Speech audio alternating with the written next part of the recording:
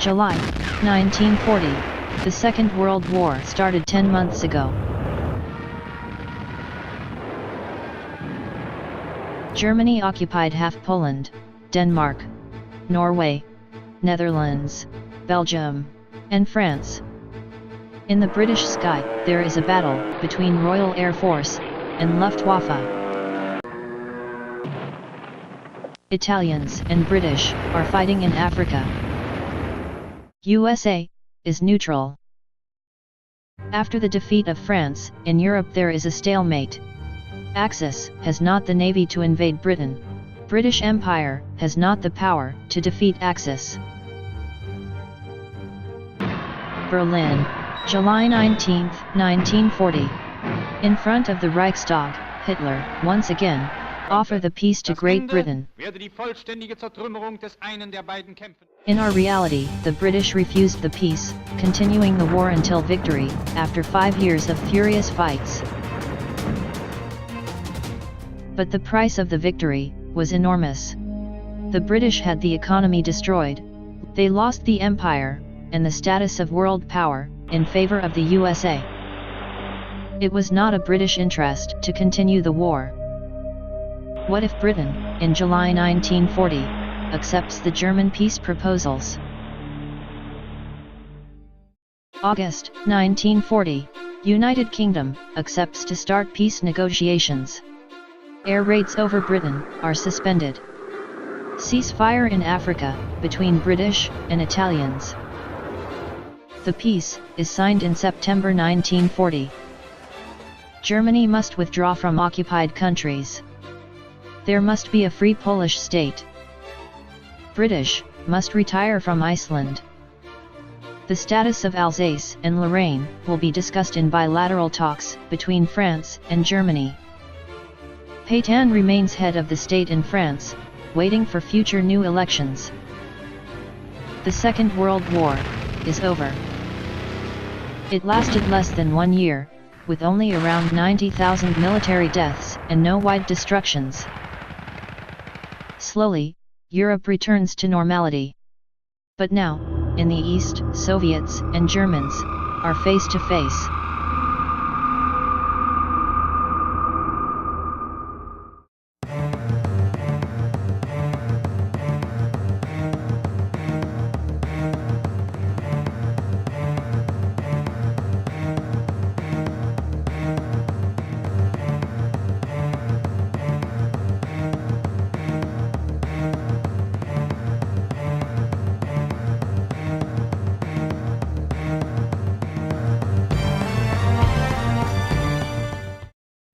Germans and Soviets are highly suspicious of the other's intentions.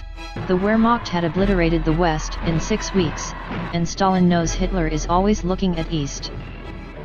Soviet Union of Stalin is aggressive too. In November 1939, they attacked Finland. Then, they invaded Bessarabia, Lithuania, Latvia, Estonia, and Poland. Hitler fears Russia could attack Germany too. December 1940, Hitler issues directive to begin planning for the invasion of Russia. Meanwhile, in Asia, Japan and China are involved in a violent conflict. Japanese occupy part of China. This war creates tension between USA and Japan.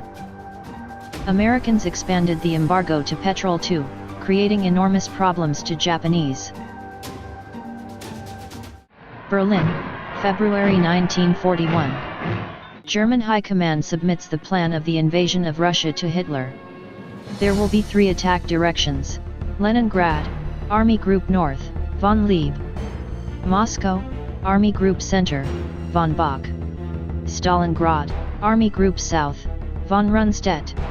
3 million men and 4,000 tanks will be involved. The invasion is set for May 15, 1941. The name will be Operation Barbarossa. Hitler accepts the plan. In May, there are political turmoil in Yugoslavia, and a wet winter kept rivers at full flood. Barbarossa operation is postponed until June 22, 1941. Wehrmacht is now ready. At 1 o'clock, Operation Barbarossa begins. The greatest invasion of history starts. But, this time, the two giants will fight alone. No Axis allies for Germany. No ally for Soviets. The Wehrmacht attack on the whole Eastern Front. Huge German encirclement of 300,000 Red Army troops near Białystok. The first part of Operation Barbarossa will be the same we all know. Lend-Lease, the Allied help to Soviets, was not important in 1941, so Soviets will have almost the same strength. Germany too will have almost the same strength. The impact of strategic bombing on Germany, until 1942, was very low. The Germans do not have at their side 800,000 Italians, Finnish, Hungarians, Slovaks, and Romanian. But they do not need to keep large forces in France and Scandinavia. July 1, 1941. Riga is taken. Panzers of Army Group North advance in Latvia. July 11, Germans cross the Dnieper. Guderian takes Minsk. The Luftwaffe is able to establish air superiority rather quickly. No Battle of Britain. All those squadrons of Messerschmitt 109 and FW 190 are now roaming in the eastern skies. The Soviets have more military aeroplanes than all the world combined over. But old biplanes, such as the I-15, still made up a significant portion of the Soviet Air Force, and the I-16 was a good, but not great counter to Messerschmitt 109. July 15, Guderian cut off a Soviet concentration of 300,000 men near Smolensk. The Germany's Osttheer, the Army of the East, easily encircle and smash the rarely well-equipped Red Army forces, because Soviets are stationing near the border in an offensive posture. Not because they want to attack Germany, but because they have just invaded Poland and Baltic states. Soviets have no prepared defenses in which to deploy. The Stalin Line was a myth. In 1941, the Red Army is still suffering from the officer corps purges of 1937-38. About 30,000 Red Army personnel were executed. Stalin, probably, was not so wrong to fear his generals. But now, Red Army have inexperienced commanders. August 3rd. In the south, Kleist and Stulpnagel seal off the Aman pocket. August 5th. Orel is taken. Moscow is now at 200 kilometers.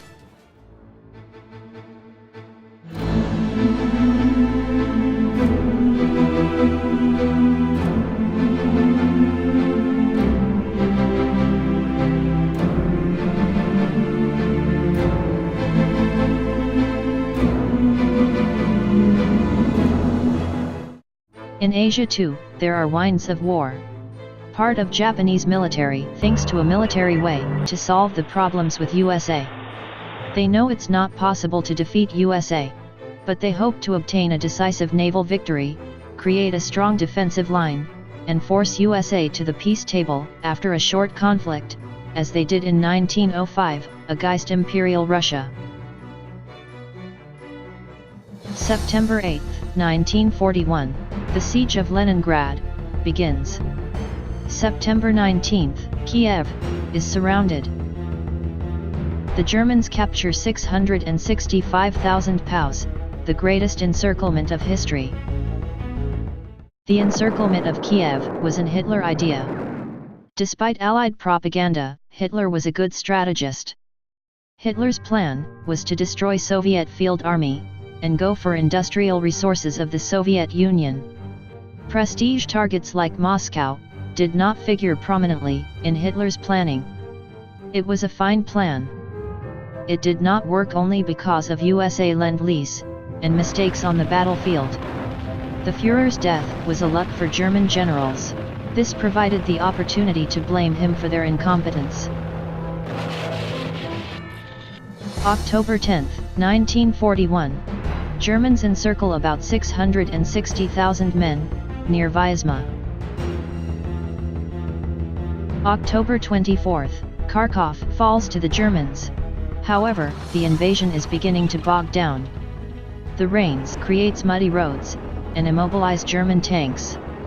The citizens of Moscow frantically build fortifications for the coming siege. Leading the defense of Moscow is Zhukov. Stalin remains in Moscow. Red Army troop reinforcements arrive in Moscow from Siberia. Meanwhile, after the defeat, the British Empire is in turmoil. In India, Gandhi urges his followers to begin a passive resistance against British rule. October 18, Hitler and Mussolini meet at the Brenner Pass. Mussolini offers a contingent of voluntaries, as he did in Spain. Hitler refuses, as he refuses voluntaries from other European countries. He fears that a foreign help could turn the Germany-Russia conflict into a world war. Stalin too refuses the help offers. He is suspicious of foreign army, Americans and British first. Germans and Soviets want to fight alone.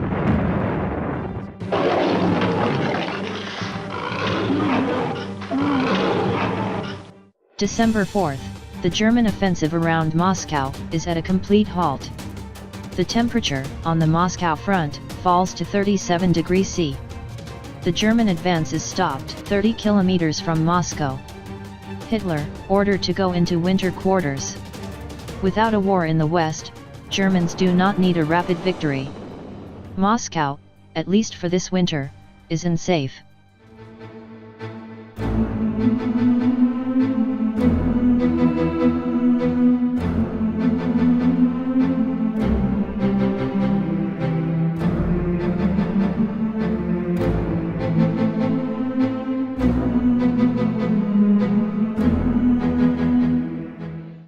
In the Far East, Japanese have an attack plan on Pearl Harbor ready. But, without a war in Europe, they would have to take on all of the American fleet, alone. Germany and Italy will not help them. Japan never was really part of Axis. The chaos Germany caused in Europe presented an opportunity to seize the southern resource area, while the European powers were distracted. But they never were ideological allies. And there is the risk that United Kingdom, led by one the worst warmonger of the last century, could join the game to distract the attention from the internal problems of the colonies. Japanese are not interested on Siberia, it's only an endless forest, full of bears. Japan Land Army is weak. A Japanese army was eviscerated by Red Army at Khalkhingal in summer 1939, when the Red Army was itself weak. The Japanese have no real tanks, they are pouring most of their resources into the fleet and the aircraft production. Their best tank has a 57mm gun, that could damage a T-34 only at less than 400 meters. December 1941, Japan accepts the USA conditions. The Sino-Japanese War is over. 1942, in Russia, things start to diverge from our reality. In this situation, there is no Lend-Lease. Lend-Lease are the aids Allied gave Soviets.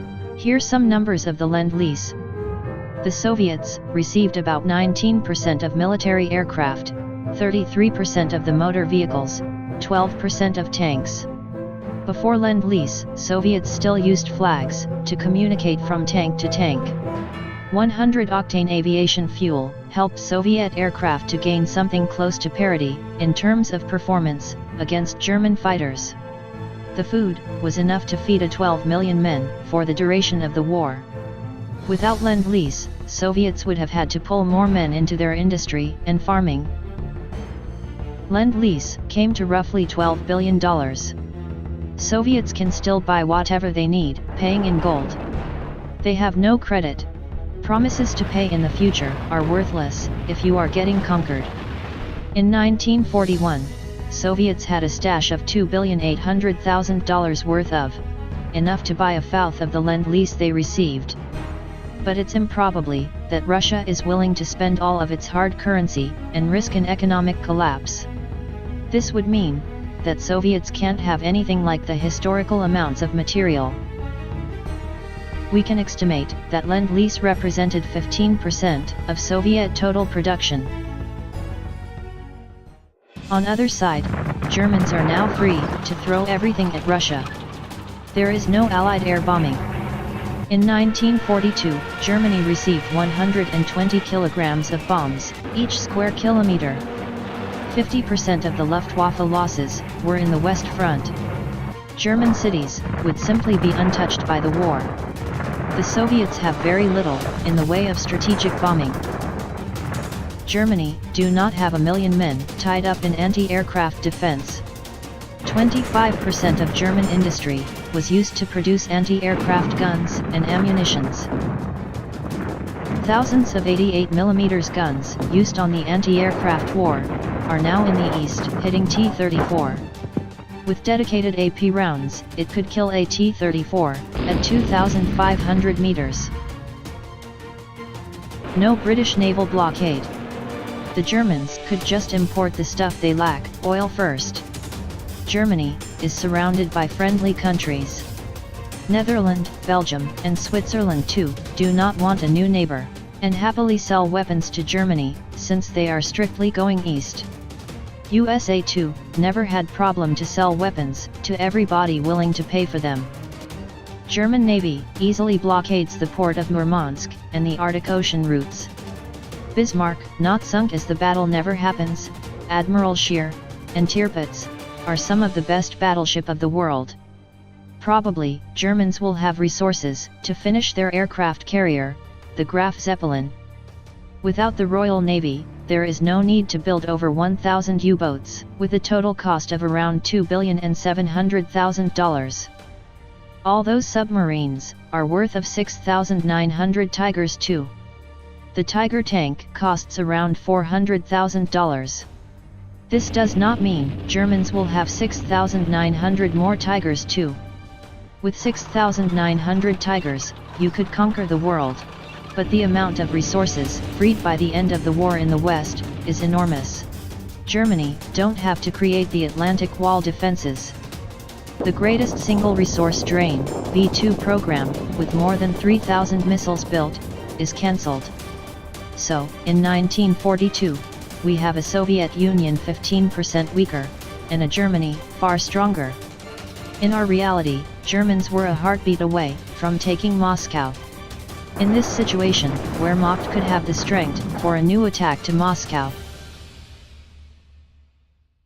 In front of Moscow, Army Group Center assemble 18 panzer divisions, 10 motorized divisions, and 60 infantry divisions, a total of 2 million men, with 5,000 guns, 1,600 aircraft and 2,300 tanks. Zhukov deploys 7 armies. The vast human resources of the Soviet Empire has begun collecting on Moscow. But many units have little training and low morale. They lack everything, including food. April 1942. Germans are on the move. The objective is the Kremlin. This is the battle that will decide the war. The plan is: the 3rd and 4th Panzer Armies, 38 divisions, will attack from the north, while Guderian's 2nd Panzer, 14 divisions, has to drive toward Moscow from the south, and encircle it. The plan seems easy, but Bach knows its execution will be difficult.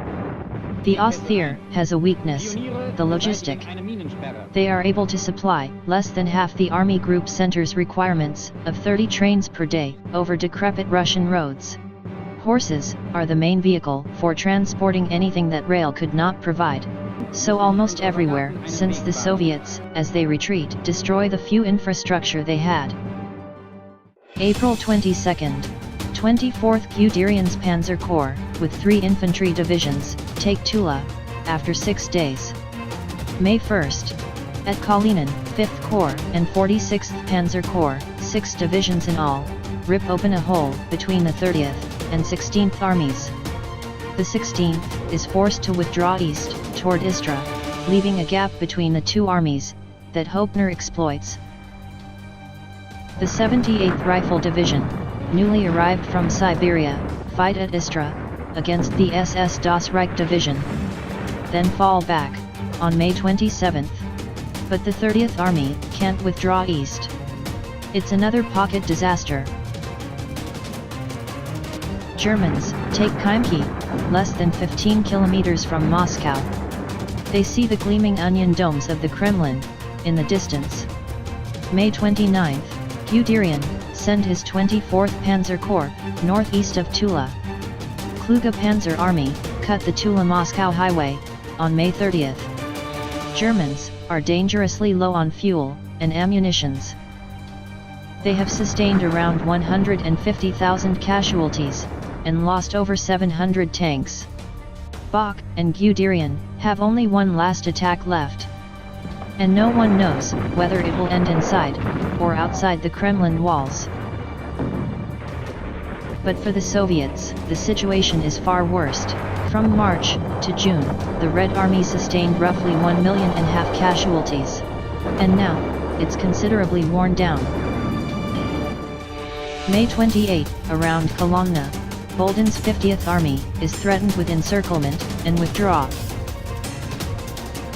Guderian's veterans strike out for Yegorevsk, taking it on June 2nd. Then attacks toward Orkovo, on June 4th. In the north, Bach is ready to attack once again. The 3rd and 4th Panzer armies have received enough fuel and ammunition and turn on the Soviet. In 2 days, they capture Krasnoyarsk, opening the northern door to Moscow. Vaslov's army collapses entirely.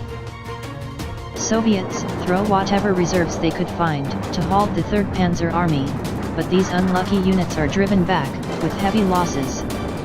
June 6, Zhukov orders to retreat east. On the morning of June 7, Guderian panzers link up west of Noginsk, with Hoepner's 4th Panzer Army. Moscow is encircled. 13 September 1942, the Battle of Stalingrad begins. And rapidly becomes a bloody battle, in which you can't surrender. Soviet Union is not a signatory to Geneva Conventions. Germany is a signatory, but has no obligation to provide the benefits to a non-member. Hitler's legions are now at the gates of the 3 major Soviet cities, but Germans are too far from their supply lines to push any further. The siege of Moscow could last years, as Leningrad's siege.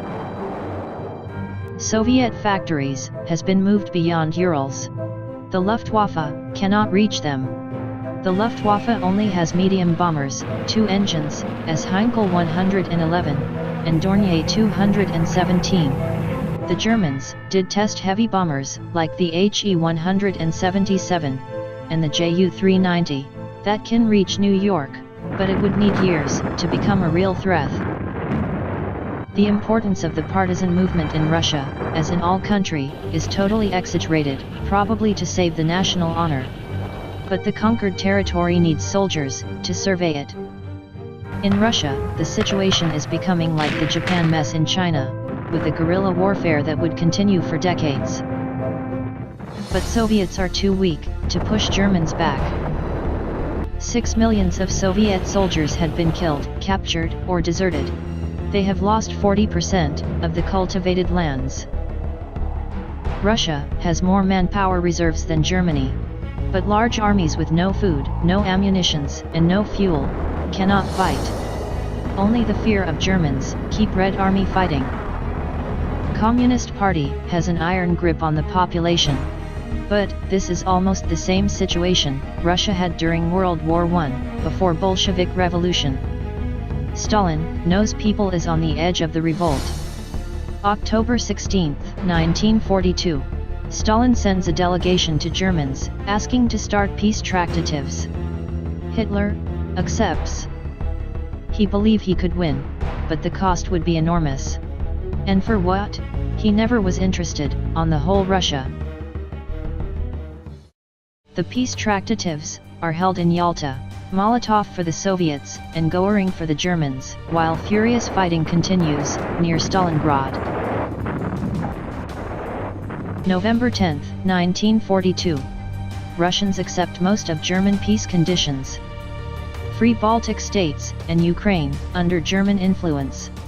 Demilitarized zone, until the gates of Moscow. Payment of reparations. The most ferocious war of history is over.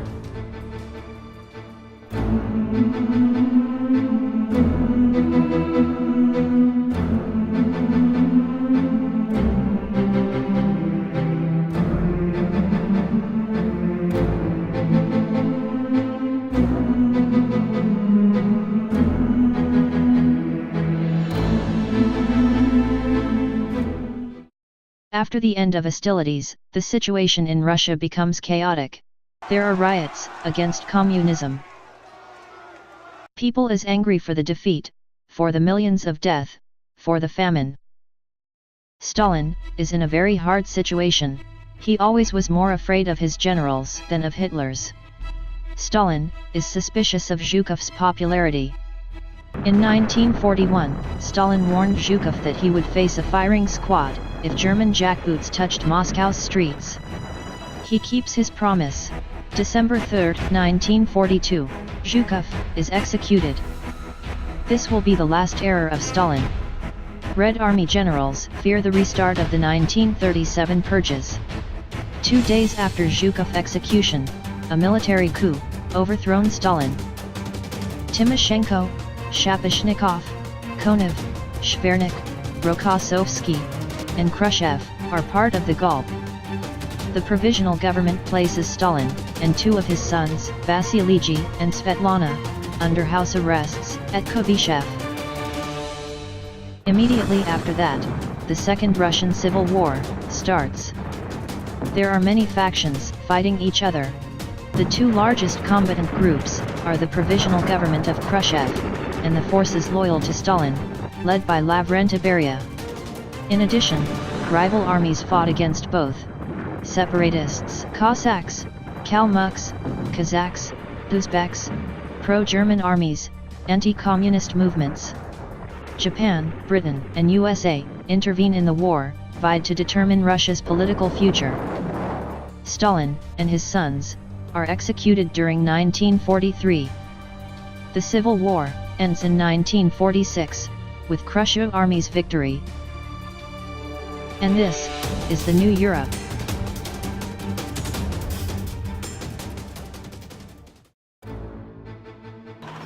This is what, in my opinion, would have happened in this situation. In 1941, no one country could face Germany alone. However, the Soviets were the only one who could fight head-to-head with the Germans. In the following years, Japan fell under American influence as today. After plebiscite, Elsass-Lothringen is split between France and Germany. In 1943, Luxembourg is formally annexed to Germany. There are international protests, but nothing more. There will not be another Poland.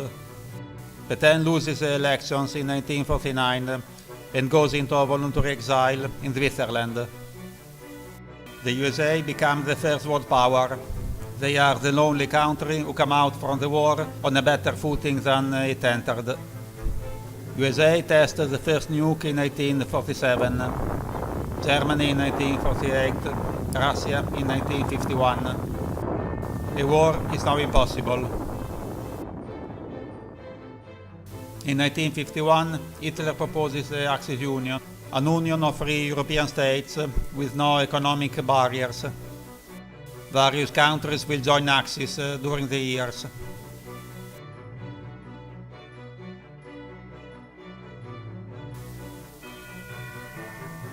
Hitler and Mussolini will die the same year, 1964.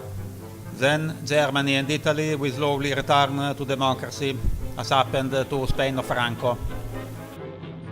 Without the losses of the war, Britain will maintain the colonies. Along the British Empire, all European colonialism will last longer. So probably Africa and Middle East will be better places. Thank you for watching.